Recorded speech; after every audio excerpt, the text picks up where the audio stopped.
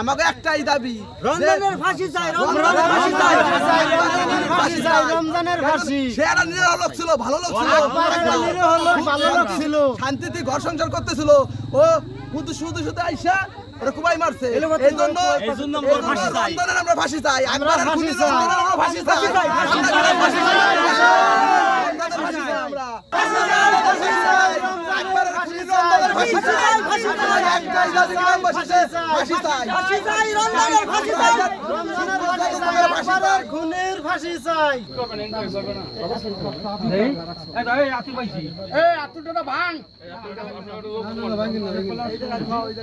আমরা শুনে এক পক্ষে আমরা আসি, আইসা তাই আসার পরে সে দৌড়ে চলে গেছে, এ শুনি তারপরে দেখি নিয়ে যাওয়া লাগছে।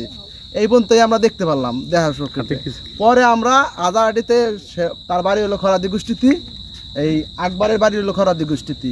তারপরে আমরা এলো ফোন দিই যে সবাই যে এই ঘটনা ঘটছে, তারা তো ভাঙা নিয়ে যাওয়া হয়েছে, ভাঙারটা ফরিদপুর নেছে, ফরিদপুরতে আমরা মৃত্যুর খবর পাই। নাম হলো আকবর খরাদি, হলো হাজারাটি বাড়ি থাকে।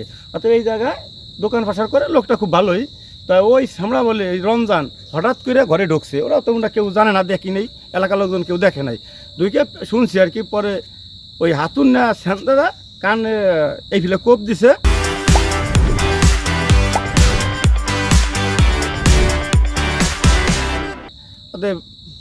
পরে ইসে নিছে, ওই ভাঙ্গা নিছে, ভাঙ্গা পরিস্থিতি আমরা হইনি মৃত্যু ঘটনা।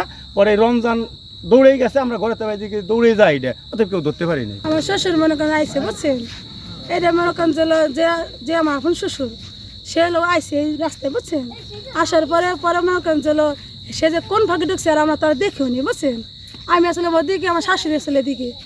তারপরে যে উনি কোন সময় পিস দিয়ে যায়, সে কপি দিছে নাকি যে কোনো কিছুতে বাড়ি দিছে, এটা আমরা জানি না, বুঝছেন। পরে আমরা মনে করেন শব্দ পেয়ে আমার শাশুড়ি আর আমি ঘরে ভিতরে যাই, গেলে পরে ওনারা আমরা মানে মাথা মতো বান্ধি, এই ফোন আমরা করি, তারপর হসপিটালে না যায়।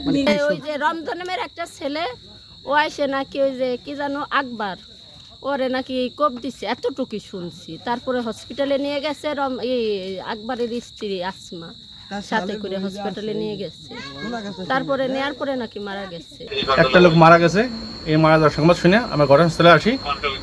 এখন আমরা বিস্তারিত তদন্ত করে আমরা আইনগত ব্যবস্থা নেব।